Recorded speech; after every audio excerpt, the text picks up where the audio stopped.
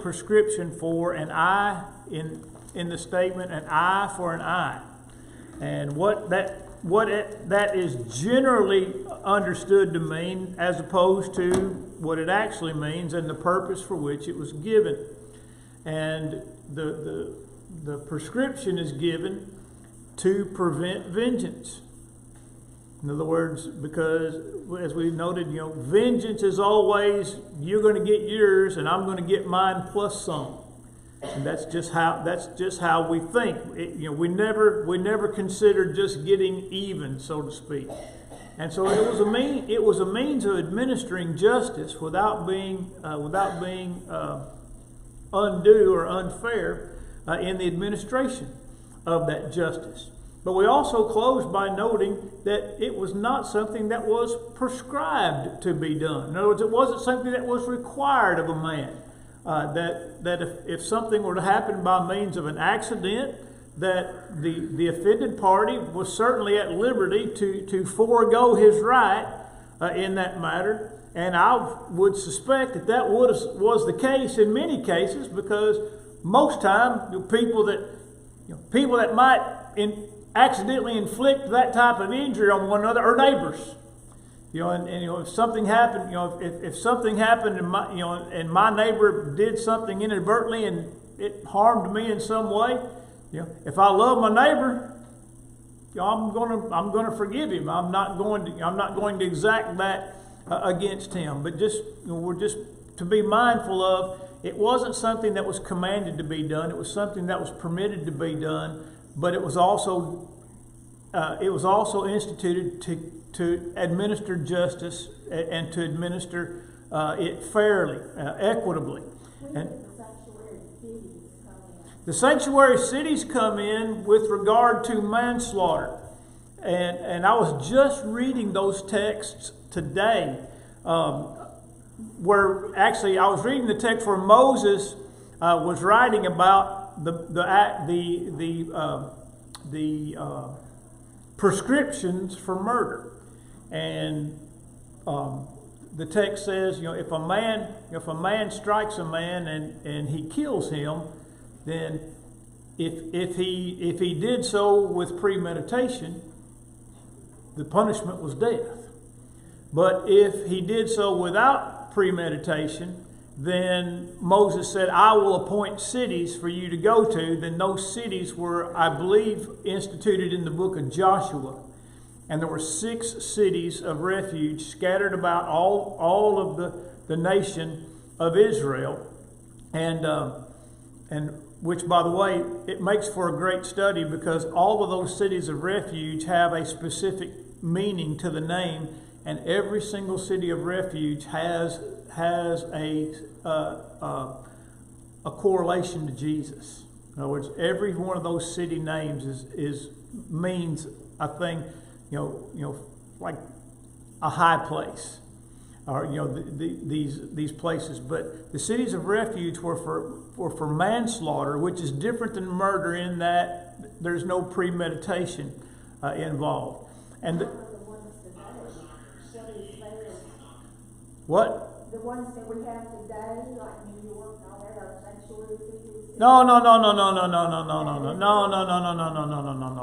Those two things are not even remotely the same. They're not even remotely the same.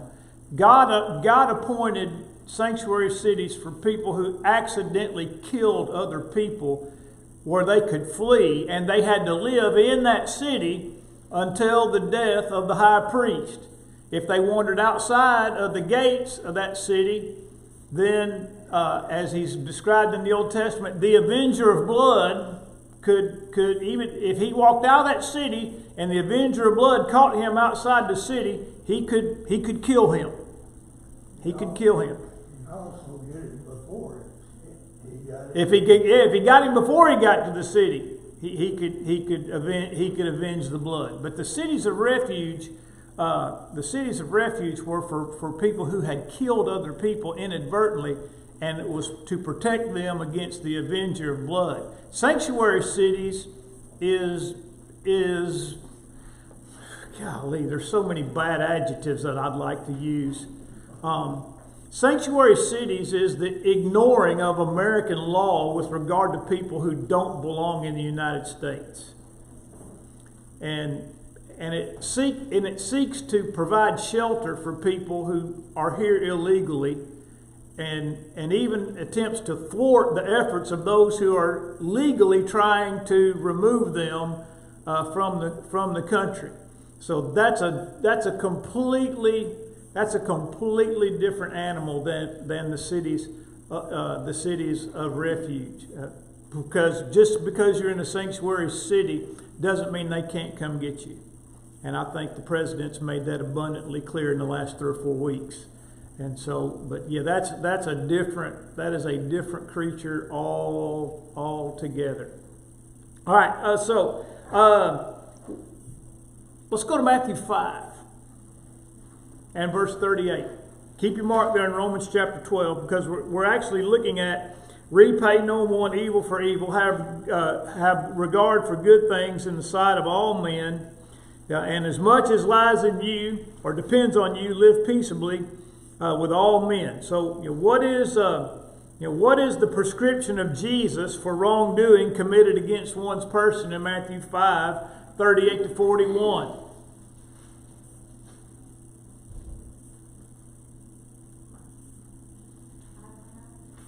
You've heard that it's been said. He says, but what? But I say to you what? Turn the other cheek. I mean, I'm on B. I'm sorry. I'm on B. I don't know what he said, but I know it was really good. Because Rhonda told him to shut up. Love your enemies. Bless those. Bless those who curse you. Do good to those who hate you, and pray for those who spitefully use you and persecute you. That's in verse 43. But turning the other cheek is the initial prescription. If any man compel you to go with him 1 mile, go with him 2. If anybody asks you for your cloak, give him your coat as well. And so, Jesus was already instituting these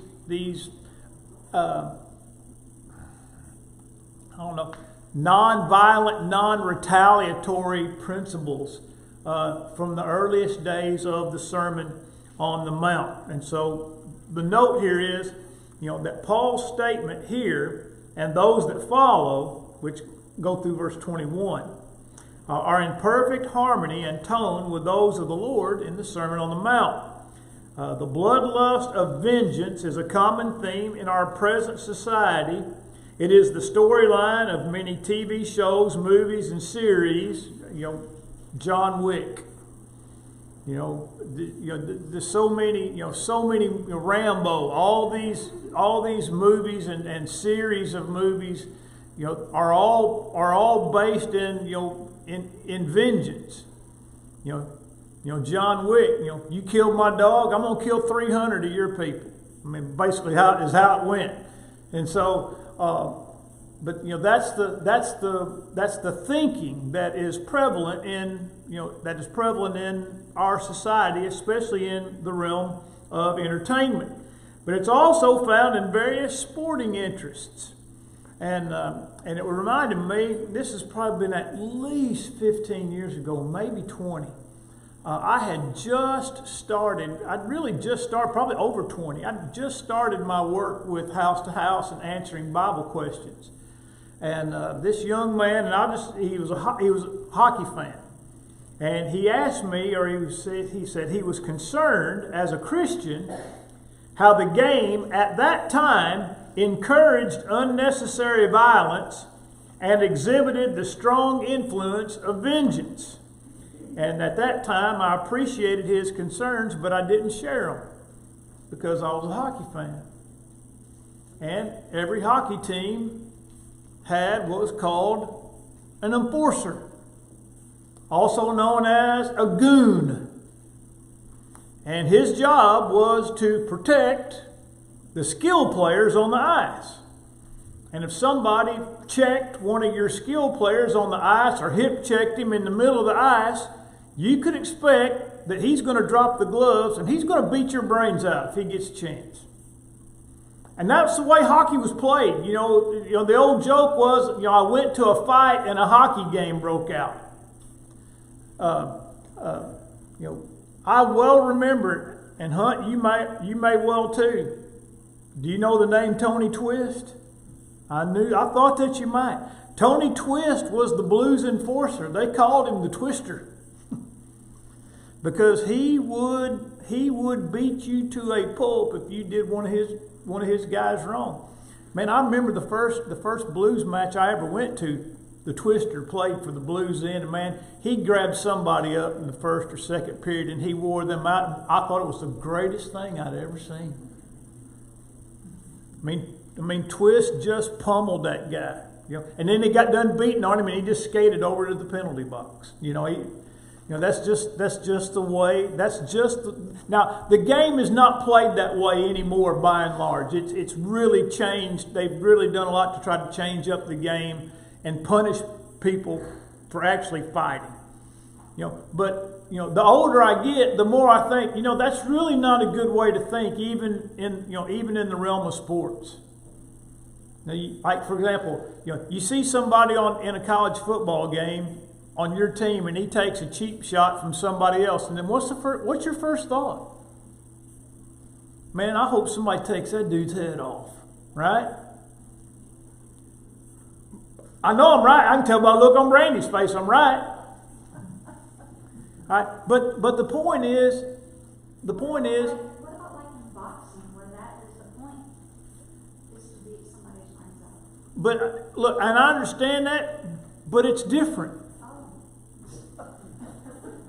Because there's no malice involved. Guys can fight without malice. I mean, that's the whole point. Look, I'm not saying it's right. I'm just saying there's not a vengeance factor, so to speak, in a boxing match. It's two guys that are matching skills, and they both know. In boxing, getting hit is part of the game. I mean, that's the whole point, or to not get hit. And I feel like in all sports, there's a little bit of vengeance if you played that team before. And that's you're exactly right. But in baseball, you drill my guy, I'm gonna drill your guy. The pitcher. I remember a guy. I remember in a game, and I think it was actually by the time Dale Murphy actually played for the Phillies, when a guy on the team the Phillies were playing. Oh, actually, they were playing the Braves. They were playing the Braves. But Dale Murphy was at the end of his career and playing for the Phillies. And somebody on the Braves hit a home run and stood there and watched it, which is a no-no.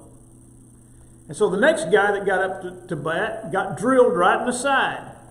It's the unwritten rule of baseball. Yeah, but I mean, that guy got drilled, all right? So he got drilled, so the unwritten rule is the first guy up for the next team is going to get drilled. Well, guess who the first guy up in the next inning was?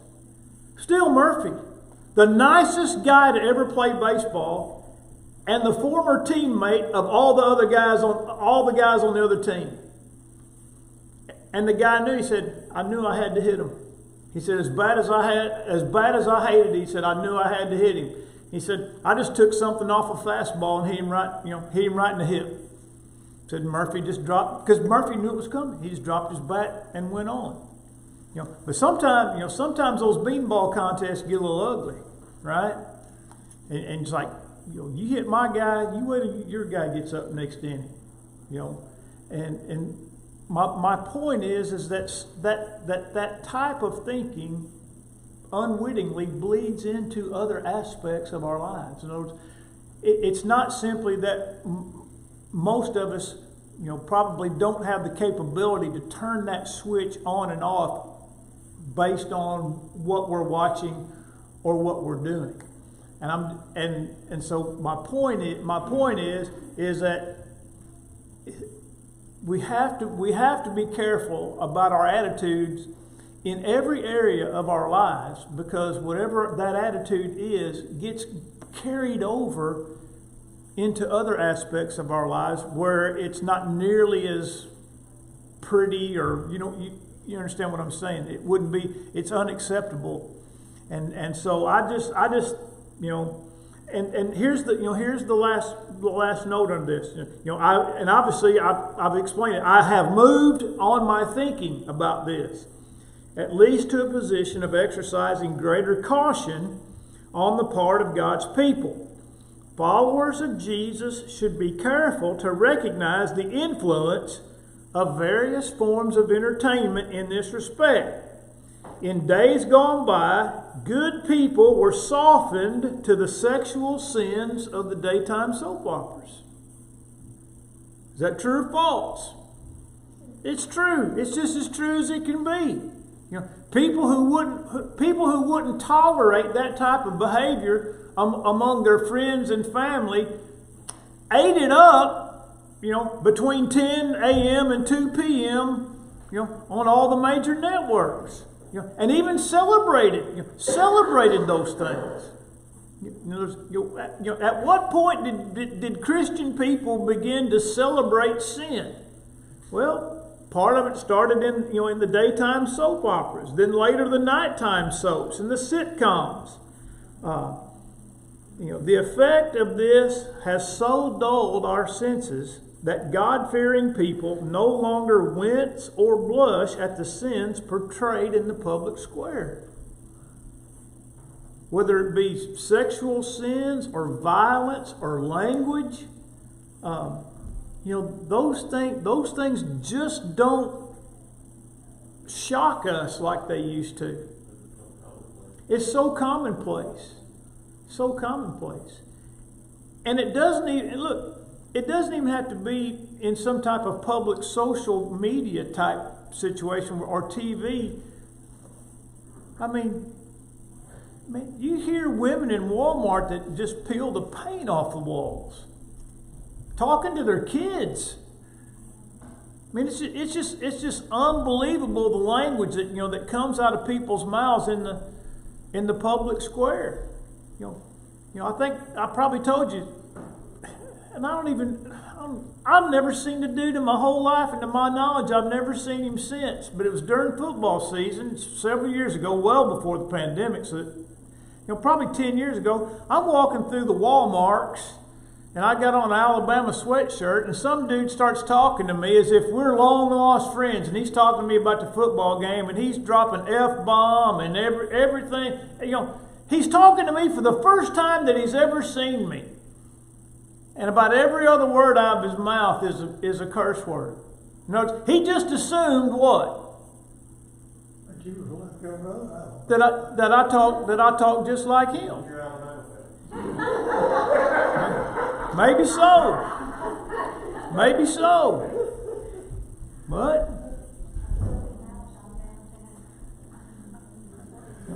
hey, my coach didn't get fired for having an affair on his wife when he was at Ole Miss, so I didn't tell him nothing. I just sit there and listen to him, went on my way. But in my mind, I'm thinking, man, what a buffoon. How are you going to embarrass somebody like that? That guy can't be embarrassed. That's not progressive. People used to come together and get riled up. Now they bring it to the party.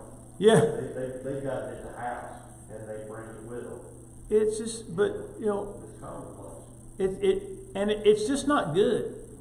I mean, because the exposure of these things to our kids is really, really bad. Really, really bad. In the music, and then what's on television, things that are. The music is absolutely filthy. Oh yeah, it's unbelievable. It's unbelievable.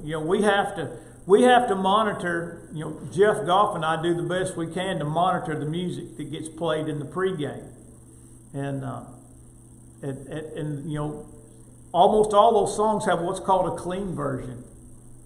It's got a version, it's got a clean version, and the kids, because I can see the songs, I can see it, and it'll say such and such clean version. But even then, that don't mean a whole lot. You know, cleaner than what? So, but my point is that we've become desensitized to the types of things that 40 or 50 years ago would have never been tolerated in our homes or in our if people acted the way they do now, back then we would have kept those people at arm's length. And it's just something we have to watch. It's something that we always have to be on guard on, because the devil is always trying to dull our sensibilities. Certain things just don't shock us the way they used to. Yes, ma'am. Like, the kids don't even notice that the music is filthy. Because at school, Norman plays, if you win the trivia question, your class gets to pick the song of the day. Well, I gave my class a first chance and a second chance.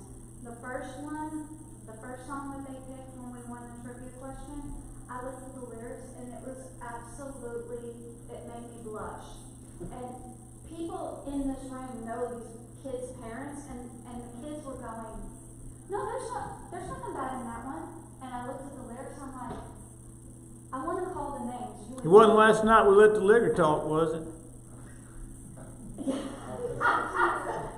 But anyway, I mean, like, the kids, and they're like, oh yeah, I forgot that so much. Can I tell that story?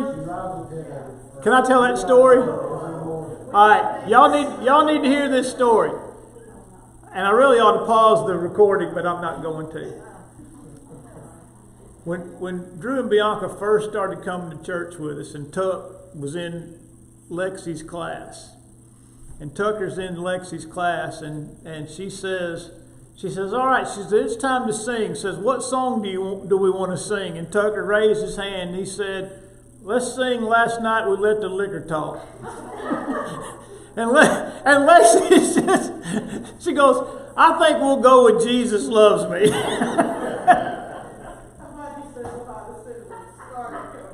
Yeah, it wasn't last week. It wasn't last week, but that was an all. Actually, this is even worse, because it was actually my class. So the little bitties over here. And Lexi was filling in for me. Oh no! And she never used to fill in, and she was just like, "What's going on?" I was talking about the 4-year-olds. Mercy. And it was just 4 and 5-year-olds in there, and she's like, "What in the world?" That's an all-timer right there. I guess as long as I have my mind, I'll never forget that one, and maybe not even then. She takes him to school every morning. Is that what it is? All right, let's look at number 12. We're going to close out chapter 12 this week and get ready for chapter 13 next week.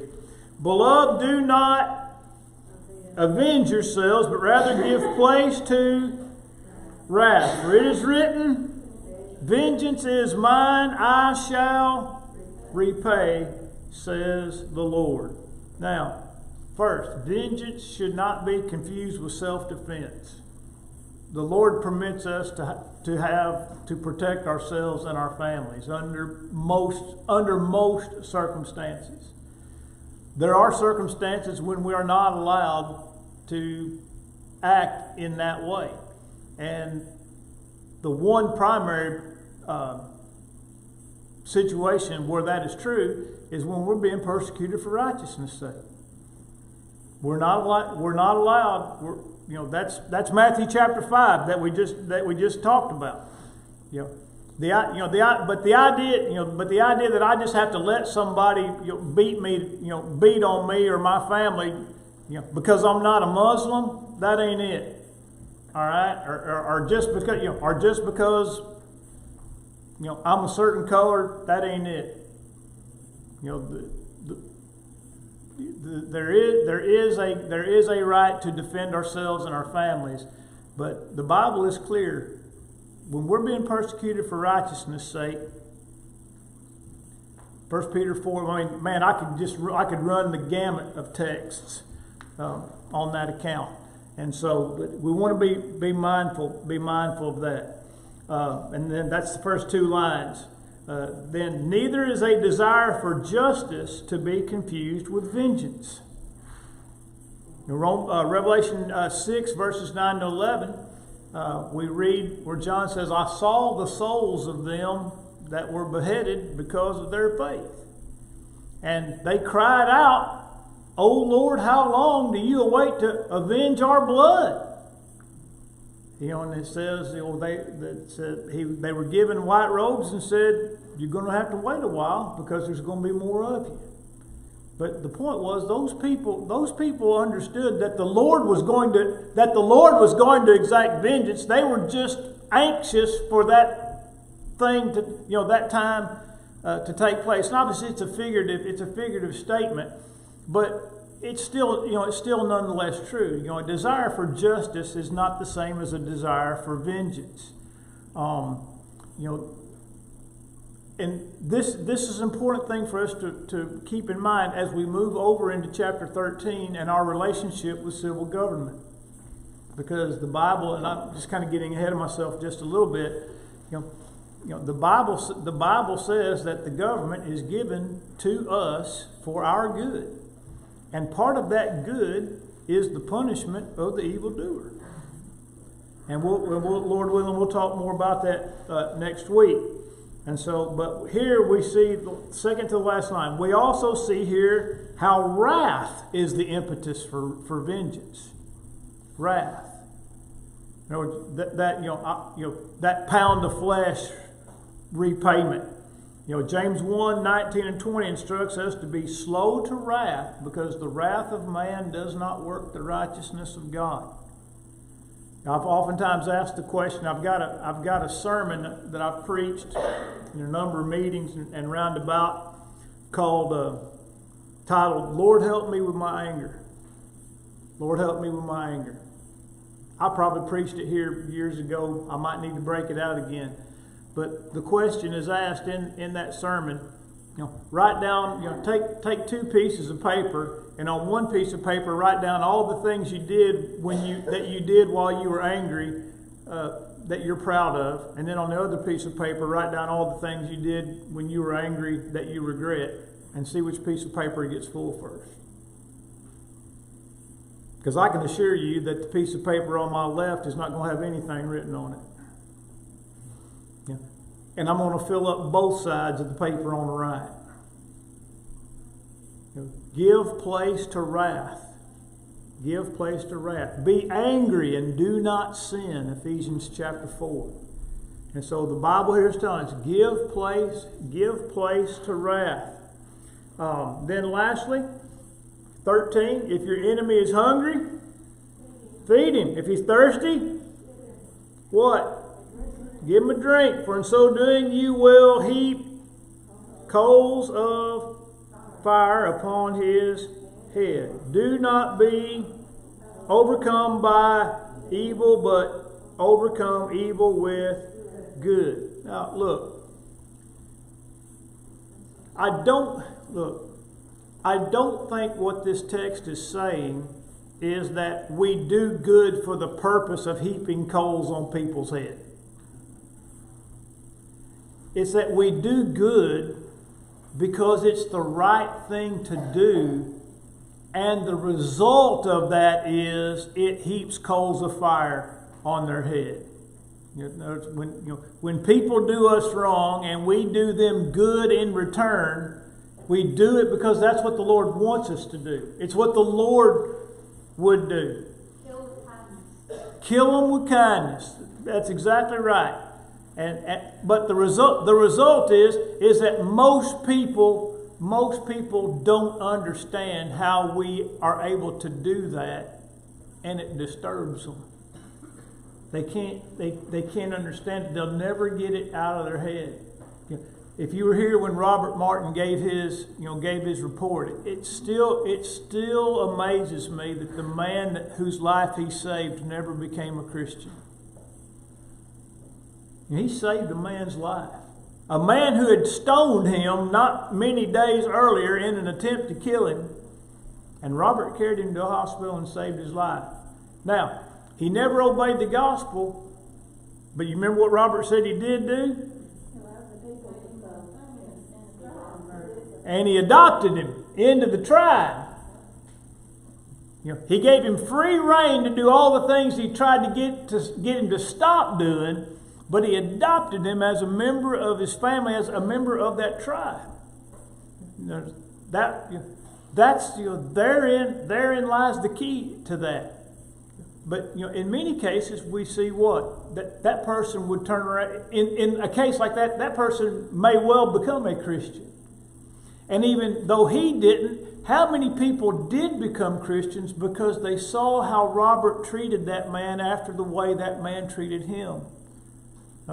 There's something to this Christianity thing that makes it different. And so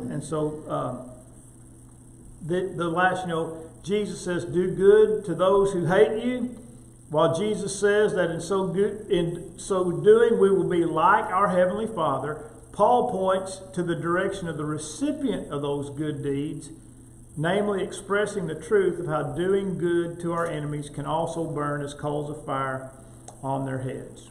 All right, and that is a wrap on chapter 12. Lord willing, next week we will start on chapter 13, dealing with the Christian and the government. Any thoughts or comments on what we've talked about tonight?